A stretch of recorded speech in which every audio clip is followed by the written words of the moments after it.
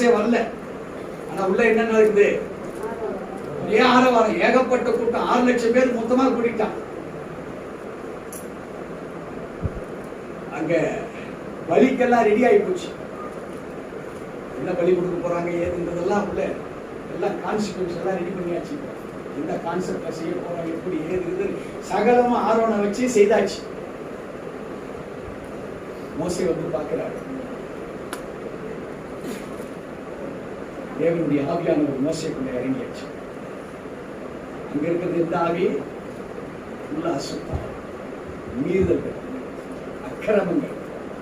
The spirit of inequity, the spirit of transgression. பிரமாணத்தை மீறினது transgression, அக்கறை சிந்தையில் இருப்பது inequity. இப்போ சொந்தத்துக்காக ஆண்டவருடைய மகிமையை விட்டுட்டான். தன் சொந்த இச்சைகளுக்காக என்ன ஆகி போச்சு? ஒரு மகிமையை இப்போ இயேசுவை என்னவா நினைச்சு கொடுத்தோம்னா, அவருடைய பரிசுத்தமான பலியாகி நம்மை மீட்டெடுத்த ஒரு ஆசாரியர். இப்ப அவரை கேட்டா அவர் எனக்கு என்னுடைய எதிர்காலத்தை ப்ராபசியா எனக்கு சொல்லுவார். அருமையான தேவ ஜனமே, நடந்திருக்கா? ஏதோ ஏதோ ஏதோ நடந்து அது பரிபூர்ணமா இருக்குதா? வெற்றி மேல வெற்றி தந்திருக்குதா? ஆனா ஜான் ஏறின மாதிரி தான் இருக்குது. ஆனா சறுக்கினது முடமா. இது என்னுடைய அழைப்பை கொடுக்குதா? இல்ல எகிப்தில் இந்த அடிமைத்தனத்தில் எடுத்து என்ன ராஜாவா மாற்றியது உண்மை என்று சொல்லுகிறதா? Something wrong. வாசிக்க கேட்போம். யாத்திராகமம் 32ஆம் அதிகாரம் வசனம் 1 மோசே மலையிலிருந்து இறங்கி வர தாமதிக்கிறதை ஜனங்கள் கண்டபோது அவர்கள் ஆரோனிடத்தில் கூட்டம் கூடி அவனை நோக்கி, எகிப்து தேசத்திலிருந்து எங்களை அழைத்து கொண்டு வந்த அந்த மோசேக்கு என்ன சம்பவித்ததோ அறியோ, ஆதலால் நீர் எழுந்து எங்களுக்கு முன் செல்லும் தெய்வங்களை எங்களுக்காக உண்டு பண்ணும் என்றார்கள். இங்கே அருமையான தேவ ஜனமே, the glory which they had towards the Lord, தேவன் மேல் வைத்திருந்த அந்த மகிமையை இப்ப என்ன சொல்றாங்க? அதை வித்ரா. வேதம் சொல்கிறது, அந்த மோசேக்கு என்ன சம்பவித்ததோ அறியோம், ஆதலால் நீர் எழுந்து எங்களுக்கு முன் செல்லும் தெய்வங்களை எங்களுக்காக உண்டு பண்ணும். Change of glory, the theme.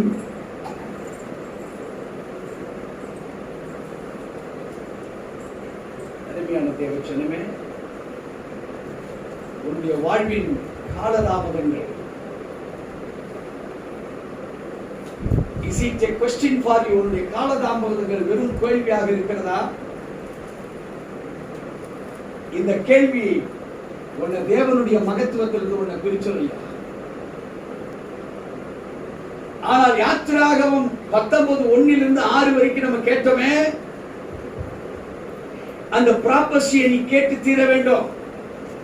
உன்னை ராஜாவாக மாத்திரமல்ல, ஆசாரியனாக மாத்திரமல்ல, தீர்க்க தரிசனத்தை உணரும்படிதான் உன்னை கிறிஸ்துவுக்குள் அழைக்கப்பட்டாங்க.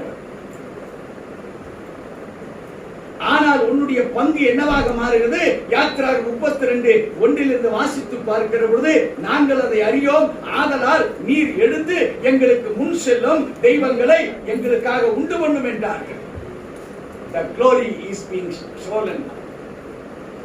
தேவனுக்காய் வைக்கப்பட்டிருந்த அந்த மகிமை இப்போ திருடப்படுகிறது சுயத்துக்காக. வாசிக்க கேட்கிறது, அதற்கு ஆரோன், உங்கள் மனைவிகள் குமாரர் குமார்த்திகளுடைய காதுகளில் இருக்கிற பொன்னணிகளை கழற்றி என்னிடத்தில் கொண்டு வாருங்கள் என்றான். ஜனங்கள் எல்லாரும் தங்கள் காதுகளில் இருந்த பொன்னணிகளை கழற்றி ஆரோனிடத்தில் கொண்டு வந்தார்கள். அவர்கள் கையில் இருந்து அவன் அந்த பொன்னை வாங்கி சிற்ப கருவியினால் கருப்பிடித்து ஒரு கன்றுக்குட்டியை வார்ப்பித்தான். அப்பொழுது அவர்கள், இஸ்ரவேலரே, உங்களை எகிப்திலிருந்து அழைத்து கொண்டு வந்த உங்கள் தெய்வங்கள் இவைகளே என்றார்கள். தேவ ஜனமே, எகிப்துல எதை நெகட்டிவா அவங்க ஆராதிச்சுட்டு வந்தாங்களோ அந்த நெகட்டிவ இப்ப ஆரோன் என்ன பண்றான்? வாசிங்க 5வது. ஆரோன் அதை பார்த்து அதற்கு முன்பாக ஒரு பலிபீடத்தை கட்டி நாளைக்கு கர்த்தருக்கு பண்டிகை என்று கூறினான். இப்ப கர்த்தருக்கு பண்டிகையா கண்ணுக்குட்டிக்கு பண்டிகையா? ஆனா என்ன செய்யறோம்? ஓவர்லாப்பிங். கிரைஸ்ட் இருக்கிறார் பேரு, ஆனா உள்ள இருக்குது என்ன? விக்கிரக ஆராதனை. இப்ப நம்முடைய வாழ்வு சகலமும் என்ன இருக்கு? மேல கிறிஸ்து, உள்ள இருக்கிறதெல்லாம் அடிபட்டு போறோம்.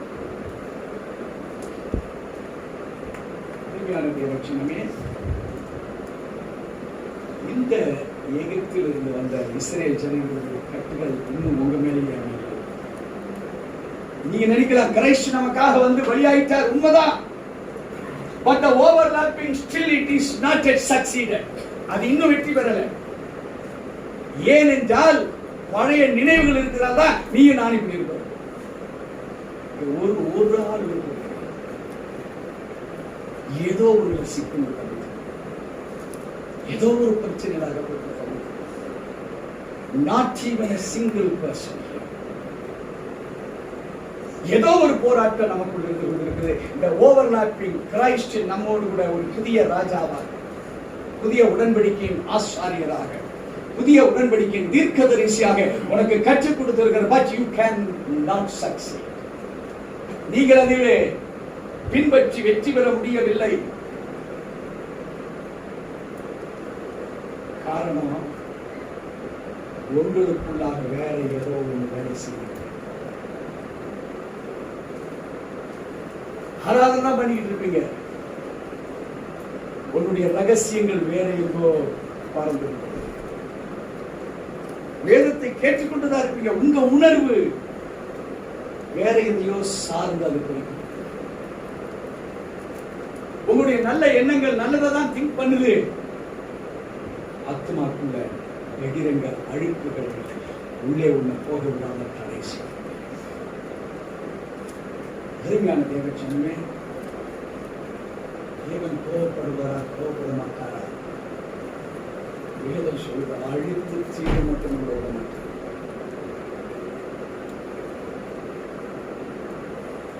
வாசிக்க கேட்போம். யாத்ராகமம் மறுபடியும் 20ஆம் அதிகாரம் 1-20 நாம் பார்க்க போகிறோம். ஏன் இதை பார்க்க போறோம்னா, 400 ஆண்டுகளுக்கு அப்புறமாய் ஆண்டவர் ஒரு பிரமாணத்தை இஸ்ரேல் ஜனங்களுக்கு கொடுக்கிறார்.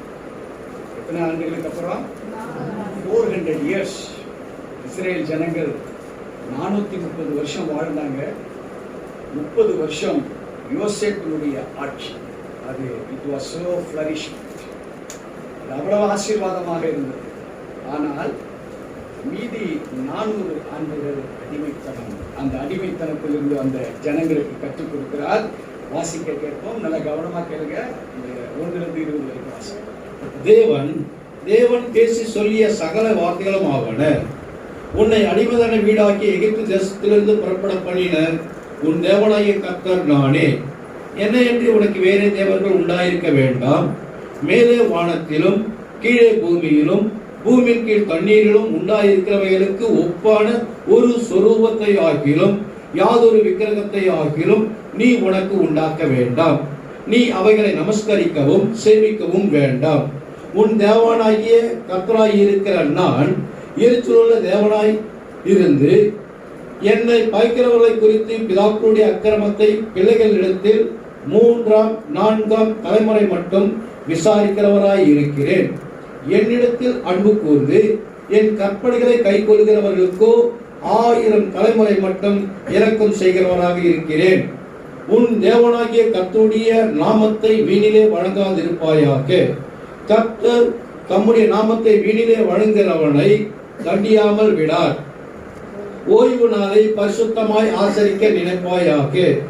6 நாளும் நீ வேலை செய்து உன் கிரியைகளை எல்லாம் நடப்பிப்பாயாக. 7ஆம் நாளோ உன் தேவனாகிய கர்த்தருடைய ஓய்வு நாள். அதிலே நீயானாலும் உன் குமாரனானாலும் உன் குமாரத்தியானாலும் உன் வேலைக்காரனானாலும் உன் வேலைக்காரியானாலும் உன் மிருக ஜீவனானாலும் உன் வாசல்களில் இருக்கிற அந்நியனானாலும் யாதொரு வேலையும் செய்ய வேண்டாம். கர்த்தர் 6 நாளைக்குள்ளே வானத்தையும் பூமியையும் சமுத்திரத்தையும் அவைகளுள்ள எல்லாவற்றையும் உண்டாக்கி 7ஆம் நாளிலே ஓய்ந்திருந்தார்.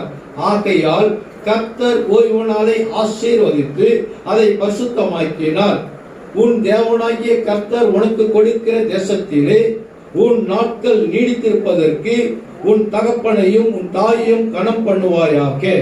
கொலை செய்யாதிருப்பாயாக, விபச்சாரம் செய்யாதிருப்பாயாக, களவு செய்யாதிருப்பாயாக, பிறனுக்கு விரோதமாக பொய் சாட்சி சொல்லாதிருப்பாயாக, பிறனுடைய வீட்டை இச்சியாதிருப்பாயாக, பிறனுடைய மனைவியையும் அவனுடைய வேலைக்காரனையும் அவனுடைய வேலைக்காரியையும் அவனுடைய எருதையும் அவனுடைய கழுதையையும் பின்னும் பிறனுக்குள்ள யாதொன்றையும் இச்சியாதிருப்பாயாக என்றார். ஜனங்கள் எல்லாரும் இடி முழக்கங்களையும் மின்னல்களையும் எக்கால சத்தத்தையும் மழை புகைகிறதையும் கண்டார்கள். அதை கண்டு ஜனங்கள் பின்வாங்கி தூரத்திலே நின்று மோசேயை நோக்கி, நீர் எங்களோட பேசும், நாங்கள் கேட்போம். தேவன் எங்களோட பேசாதிருப்பாராக, பேசினால் நாங்கள் செத்து போவோம் என்றார்கள். மோசே ஜனங்களை நோக்கி, பயப்படாதிருங்கள், உங்களை சோதிப்பதற்காகவும் நீங்கள் பாவம் செய்யாதபடிக்கு தம்மை பற்றும் பயம் உங்கள் முகத்திற்கு முன்பாக இருப்பதற்காகவும் தேவன் எழுந்தருளினார் என்றார். வேதாகமத்துடைய விளக்கம் மனிதனுக்காக துல்லியமாய் இந்த 20 வசனம் நம்முடைய வாழ்க்கையில நிறைவேறினால் you are the king, you are the priest, you are the Lord. இத பிரமாணத்தை நாம மீறி இருக்கிறோமா? அவர் பேசுறார் மறுபடியும் 32:1-5 நம்ம வாசிக்க போறோம். இத கொடுத்துட்டு தான் இந்த 32:1-5 கொடுக்குறோம். நம்ம ஏற்கனவே வாசித்தது தான், இந்த சீக்வன்ஸ்க்காக மறுபடியும் வாசிக்கிறோம்.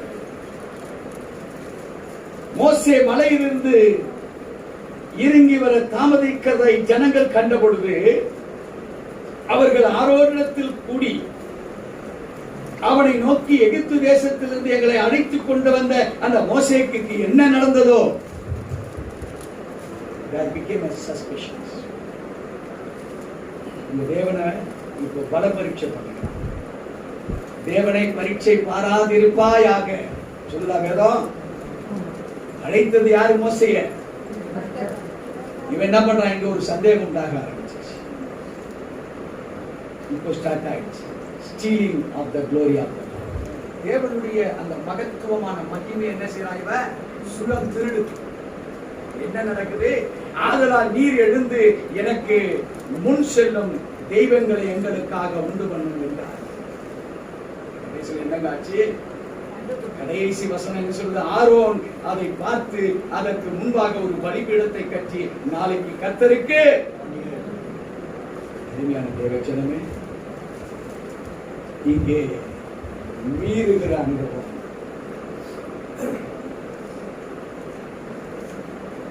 இங்கே ஒரு மீறுதல் மேல யாத்திராகம் 20ஆம் அதிகாரம் டோட்டலாய் பார்த்தார். இங்கே தேவன் இப்போ வேற ஒரு தேவன். இங்க விபச்சாரம் உருவாக்கப்பட்டாச்சு. களவு செய்யாதிருப்பாயாக. தேவனுடைய நினைவு போய் உள்ள வேற களவு. ராஜா இப்ப என்னவா மாறிட்டாரு? திருடனா. பரிசுத்தம் என்ன ஆகி போச்சு? There became மீறுதல். ஆங்கிலத்தில் it is called as inequity. அருமையான தேவஜனமே, வாசிக்க கேட்போம். அதே 32, 26, 27, 28 என்ன நடக்குது?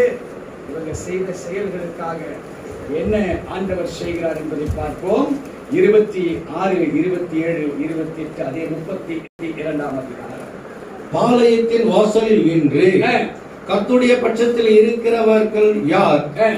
அவர்கள் என்னிடத்தில் சேரக்கடவர்கள் என்றான். இங்கே மோசே சொல்றா, வந்து பார்க்கிறார் மோசே, ஒரே ஆரவாரம் அங்க பாருங்க, ஒரே ஜாலி. இப்போ அவங்களுக்கு படம் தெரிஞ்சுங்களா? மோசே வரல, ஆனா உள்ள என்ன நடக்குது? ஒரே ஆரவாரம், ஏகப்பட்ட கூட்டம், 6 லட்சம் பேர் மொத்தமா கூட்டிட்டான். அங்க பலிக்கெல்லாம் ரெடி ஆகி போச்சு. என்ன பலி கொடுக்க போறாங்க ஏதுன்றதெல்லாம் உள்ள எல்லாம் கான்சிக்வன்ஸ் எல்லாம் ரெடி பண்ணியாச்சு. என்ன கான்செப்டை செய்ய போறாங்க, எப்படி ஏது சகலமா ஆரோனை வச்சு செய்தாச்சு. மோசே வந்து பார்க்கிறாரு. தேவனுடைய ஆவியானவர் மோசேக்குள்ள இறங்கியாச்சு. அங்க இருக்கிறது எந்த ஆவி? உள்ள அசுத்தம், மீறுதல்கள், அக்கிரமங்கள். The spirit of inequity, the spirit of transgression. பிரமாணத்தை மீறினது transgression, அக்கறை சிந்தையில் இருப்பது inequity. இப்போ சொந்தத்துக்காக ஆண்டவருடைய மகிமையை விட்டுட்டான். தன் சொந்த இச்சைகளுக்காக என்ன ஆகி போச்சு? ஒரு மகிமையை இப்போ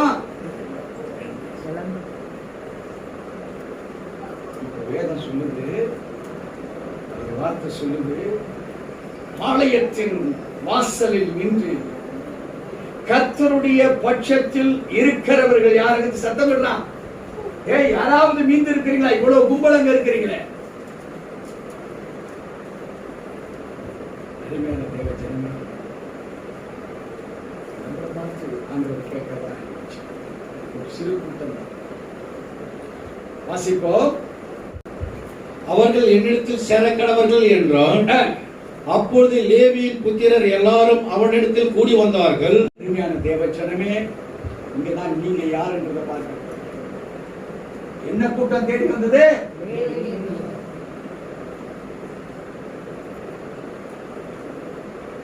priest.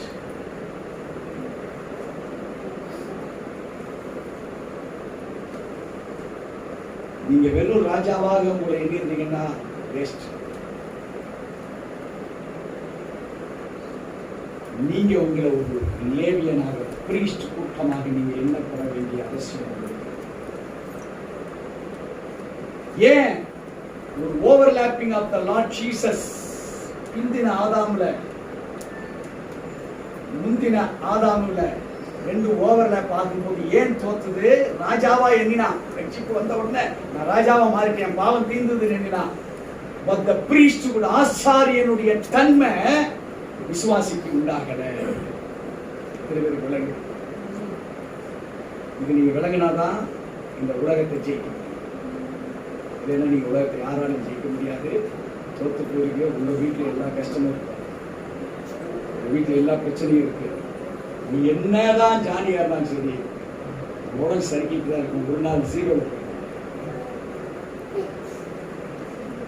நீங்க ஒரு ஆசாரியனாக நீங்க எண்ணாத வரைக்கும், உங்க மேல அந்த அபிஷேகம் இருக்குன்னு சொல்லி நீங்க எண்ணாத வரைக்கும்,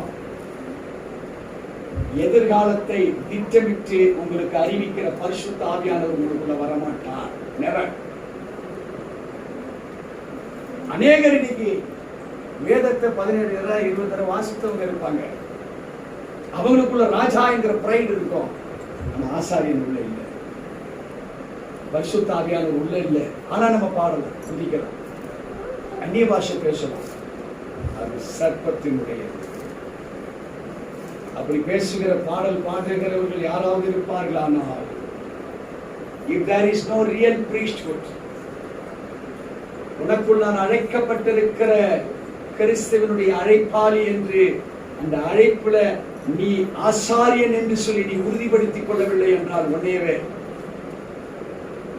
மாய்மால ஆகிவிடும். பெருமையில கொண்டு வர வச்சு பார்த்துக்கலாம். உன் பேச்சு தாறுமாறா, உன் செயல்பாடு உள்ள வெளியே மாற்று கருத்தாக, உடைய கையின் பிரயாசங்கள், நீ கொடுக்கிற பொருள் இரத்த கரையா இருக்கு.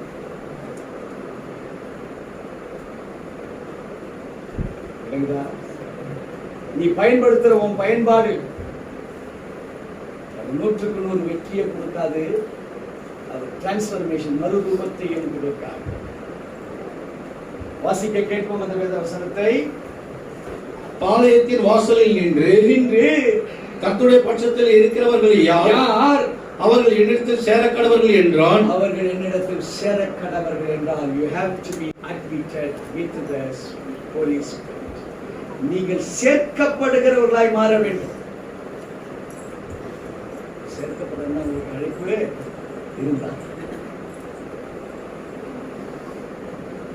உங்களை எண்ணிப்பார். வாசிப்போம். அவன் அவர்களை நோக்கி, உங்களில் ஒவ்வொருவனும் தன் பட்டயத்தை தன் அறையிலே கட்டிக்கொண்டு பாளையம் எங்கும் உள்ளும் புறமும் வாசலுக்கு வாசல் போய் ஒவ்வொருவனும் தன் தன் சகோதரனையும் ஒவ்வொருவனும் தன் தன் சிநேகிதனையும் ஒவ்வொருவனும் தன் தன் அயலானையும் கொன்று போட கடவன் என்று இஸ்ரவேலின் தேவனாகிய கர்த்தர் சொல்கிறார் என்றான். பயங்கரமான வேலை. ஆசாரியனை கூப்பிட்டு கத்தி எடுத்துக்கடா, உனக்குள்ள யார் யார் சகோதரனா இருந்தா இதுக்கு முன்னாடி என்ன சகோதரன் கெட்டதை செய்ய சொல்லிக்கிட்டு இருந்த சகோதரன் யார் யாருன்னு பாரு. அவனை நீங்க போய் அறிமுகப்படுத்தா என்ன அர்த்தம்னா, சிலேடியா அந்த கட்டுகளை நம்ம உடைச்சு தூக்கி உங்களை தெய்வீகமற்ற செயல்ல கொண்டு போச்சு. நம்பிக்கை துரோகம் செய்யும்படி செயல் ஆண்டவருக்கு விரோதமா செய்தீங்களே, ஆண்டவர் உங்களை அழைச்சார் இல்லையா ராஜாவாக. இப்போ பிரீஸ்டா உங்களை அபிஷேகம் பண்ண நினைக்கிறாரு. இப்போ ஒண்ணு டெஸ்ட் பண்ணா என்ன இருக்குது உள்ள டூப்ளிகேசி. அவர் எதிர்பார்ப்பு உள்ள இல்ல.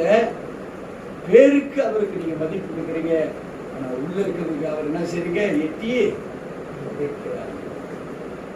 இப்ப சொல்றாரு மோசே, டேய் யாரு அழைக்கப்பட்டவன் நீ பாரு, நீ லேவிடா. என்னன்னா கோத்திரத்துல லேவி, ஆனா மைண்ட்ல கரெக்டா இருக்கு.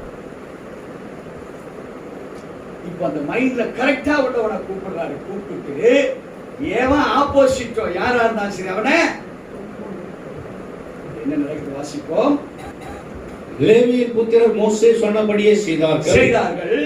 அந்நாளில் ஜனங்கள் ஏறக்குறைய 3000 பேர் விழுந்தார்கள். அருமையான தேவ ஜனமே, அங்க நடந்தது அந்த இஸ்ரவேல் காரியங்கள் என்னவாக இருந்தது கேட்டீங்கன்னா,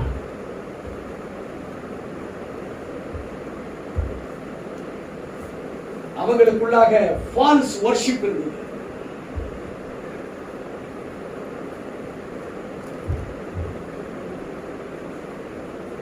தவறான ஆராதனை. இந்த ஃபால்ஸ் வர்ஷிப்னால ஃபால்ஸ் டிரான்ஸ்ஃபர்மேஷன் மாறிச்சு.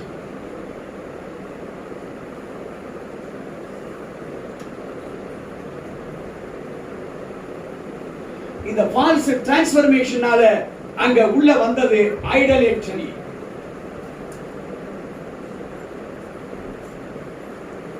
அங்க ஐடலேட்ரி உள்ள வந்ததுனால அங்க நடந்தது செல்ஃப் டிஸ்ட்ரக்ஷன்.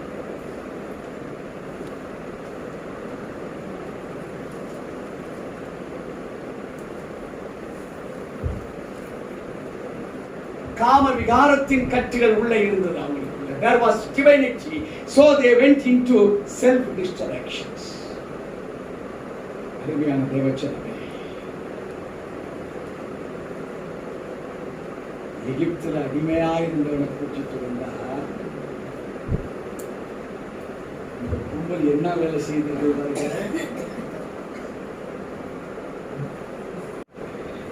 சில பேருக்கு விளங்குது அந்த சாபம் நீங்கிச்சுமா. இயேசு ரட்சித்தார் தான் உங்களுக்கு எனக்கு ரத்தத்தை சிந்தி ரட்சித்தார் தான். இது எப்படி இருக்கு? அதுல இருந்து மாறி இருக்கு. அருமையான தேவஜனமே, பணத்துக்காக பொருளுக்காக எத்தனை நாடகங்கள், எத்தனை வேஷங்கள்,